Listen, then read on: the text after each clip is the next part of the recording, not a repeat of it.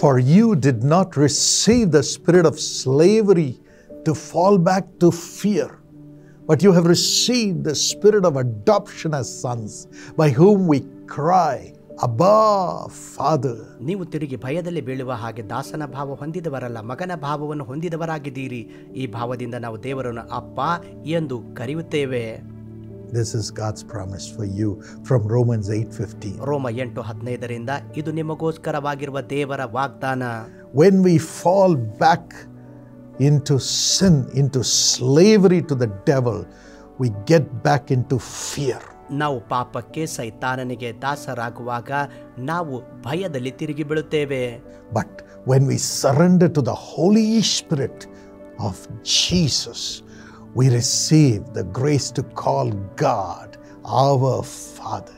ನಾವು ಯೇಸುವಿನ ಪವಿತ್ರಾತ್ಮನಿಗೆ ನಾವು ಒಪ್ಪಿಸಿಕೊಡುವಾಗ ದೇವರಿಗೆ ಅಪ್ಪ ಎಂದು ಕರೆಯುವ ಕೃಪೆಯನ್ನು ನಾವು ಹೊಂದುತ್ತೇವೆ.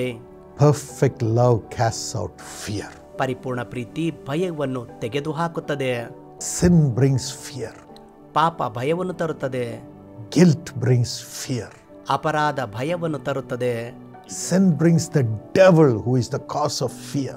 ಪಾಪವು ಭಯಕ್ಕೆ ಕಾರಣವಾದಂತಹ ಸೈತಾನನನ್ನು ತರುತ್ತದೆ. Today ask Jesus to wash you from every sin and addiction and curse through his blood. ಇಂದು ಎಲ್ಲ ತರದ ಪಾಪ ಚಟಗಳು ಮತ್ತು ಶಾಪಗಳಿಂದ ವಿಮುಕ್ತಿ ಮಾಡುವುದಕ್ಕಾಗಿ ಯೇಸುವಿಗೆ ಕೇಳಿಕೊಳ್ಳಿರಿ.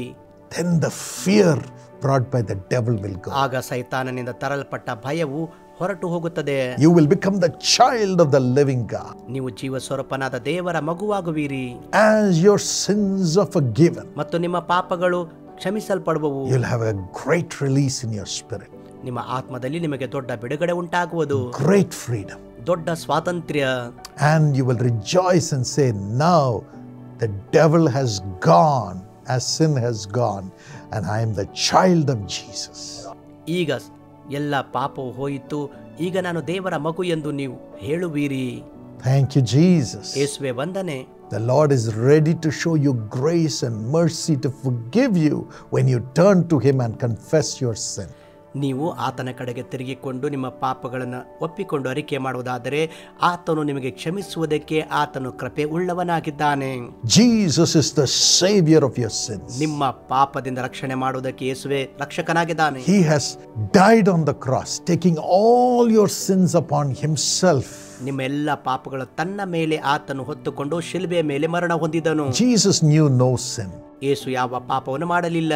He was pure. ಆತನು ಶುದ್ಧನಾಗಿದ್ದನು. He had God's blood of purity in him. ಆತನಲ್ಲಿ ದೇವರ ಪರಿಶುದ್ಧವಾದ ರಕ್ತವಿತ್ತು. But he died as a sacrifice on your behalf. ನಿನ್ನ ಪರವಾಗಿ ಆತನು ನಿನಗಾಗಿ ಸತ್ತನು. On my behalf. ನನ್ನ ಪರವಾಗಿ. Taking our sins on him as a punishment. ಶಿಕ್ಷೆ ರೂಪದಲ್ಲಿ ನಮ್ಮೆಲ್ಲರ ಪಾಪಗಳನ್ನು ಹೊತ್ತುಕೊಂಡನು. And he bore it on the cross. ಶಿಲುಬೆಯ ಮೇಲೆ ಅದನ್ನು ಹೊತ್ತುಕೊಂಡನು. And he said, Father, forgive them, forgive them, forgive them, for they know not what they do.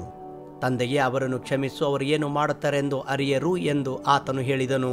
Today, into as we come out of our sins, as we cry in the name of Jesus for forgiveness, ನಾವು ಪಾಪದಿಂದ ಹೊರಗೆ ಬಂದು ಕ್ಷಮೆಗಾಗಿ ಆತನ ನಾಮದಲ್ಲಿ ಕೂಗಿಕೊಳ್ಳುವಾಗ we are no more the child of the devil who brings sin, but we become the child of Jesus who gives us forgiveness and life and holiness. ಇನ್ನು ಮುಂದೆ ಪಾಪ ತರುವ ಸೈತಾನ್ನ ಮಕ್ಕಳು ನಾವಲ್ಲ, ಕ್ಷಮೆಯನ್ನು ತರುವಂತಹ ಆ ದೇವರ ಮಕ್ಕಳಾಗಿದ್ದೇವೆ.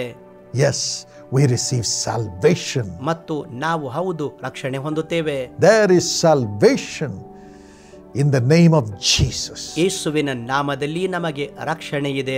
Nobody else has sacrificed himself for us to be free from our sins. ನಮ್ಮ ಪಾಪದಿಂದ ಬಿಡುಗಡೆ ಹೊಂದುವುದಕ್ಕಾಗಿ ಬೇರೆ ಯಾರು ನಮಗೋಸ್ಕರ ಪ್ರಾಣ ಕೊಟ್ಟಿಲ್ಲ. We don't need to shed our blood for our forgiveness. ನಮ್ಮ ಕ್ಷಮಾಪಣೆಗಾಗಿ ನಮ್ಮ ರಕ್ತ ಸುರಿಸುವ ಅಗತ್ಯವಿಲ್ಲ. Nobody else's blood need to be ಬೇರೆ shed. ಯಾರ ರಕ್ತ ಸುರಿಸುವ ಅಗತ್ಯವಿಲ್ಲ. The blood of Jesus Christ, God in flesh, washes us from every sin. ಶರೀರಧಾರಿಯಾಗಿರುವ ಯೇಸು ಕ್ರಿಸ್ತನ ರಕ್ತವು ಸಕಲ ಪಾಪದಿಂದ ನಮ್ಮನ್ನು ಶುದ್ಧಿ ಮಾಡುತ್ತದೆ. Come to Jesus today. ಯೇಸುವಿನ ಕಡೆಗೆ ಇಂದು ಬನ್ನಿರಿ. He will transform you. ಆತನು ನಿಮಗೆ Shall ಪರಿವರ್ತಿಸುತ್ತಾನೆ. we pray together? ನಾವು ಪ್ರಾರ್ಥನೆ ಮಾಡೋಣವೇ? Lord Jesus, ಕರ್ತನಾದ ಯೇಸುವೆ, wash this brother, this sister, this son, this daughter who is crying for forgiveness. ಕ್ಷಮಾಪಣೆಗಾಗಿ ಕೂಗುವಂತ ಈ ಸಹೋದರ ಸಹೋದರಿ, ಕುಮಾರ ಕುಮಾರಿಯನ್ನು ಕರ್ತನೆ ನೀನು ನಿನ್ನ ರಕ್ತದಿಂದ ಶುದ್ಧಿ ಮಾಡು. With your blood, ನಿನ್ನ ರಕ್ತದಿಂದ cleanse them. ಅವರನ್ನು ಶುದ್ಧೀಕರಿಸು. Let every sin and sinful nature and curse come out of their soul. ಕರ್ತನೆ ಅವರ ಪ್ರಾಣದಿಂದ ಎಲ್ಲ ಪಾಪದ ಸ್ವಭಾವ ಶಾಪಗಳು ಹೊರಗೆ ಬರಲಿ. Let them become a new creature, ಅವರು ಹೊಸ ಸೃಷ್ಟಿಯಾಗಲಿ. never to have sin in their blood anymore. ಮತ್ತು ಅವರಲ್ಲಿ ಇನ್ನು ಮುಂದೆ ಪಾಪವಿರದಿರಲಿ. Devil bringing the nature of sin, come out of their lives in Jesus' name. ಪಾಪ ಸ್ವಭಾವ ತರುವಂತ ಸೈತಾನನು ಯೇಸುವಿನ ನಾಮದಲ್ಲಿ ಅವರಿಂದ ಹೊರಗಡೆ ಬರಲಿ. Holy Spirit, fill them now. ಪವಿತ್ರಾತ್ಮನೇ ಈಗಲೇ ಅವರನ್ನು ತುಂಬು. Let them never have fear. ಮತ್ತೆ ಅವರು ಭಯ ಹೊಂದದಿರಲಿ. Let them become the child of Jesus. ಅವರು ಯೇಸುವಿನ ಮಗುವಾಗಲಿ. Have all the blessings that is in Jesus. ಯೇಸುವಿನಲ್ಲಿ ಅವರು ಎಲ್ಲ ಆಶೀರ್ವಾದ ಹೊಂದಿಕೊಳ್ಳಿರಿ. Let them prosper. ಅವರು ಅಭಿವೃದ್ಧಿ ಹೊಂದಲಿ. In Jesus' name. ಯೇಸುವಿನ ನಾಮದಲ್ಲಿ Amen. Amen. God bless you. ದೇವರು ನಿಮ್ಮನ್ನು ಆಶೀರ್ವದಿಸಲಿ.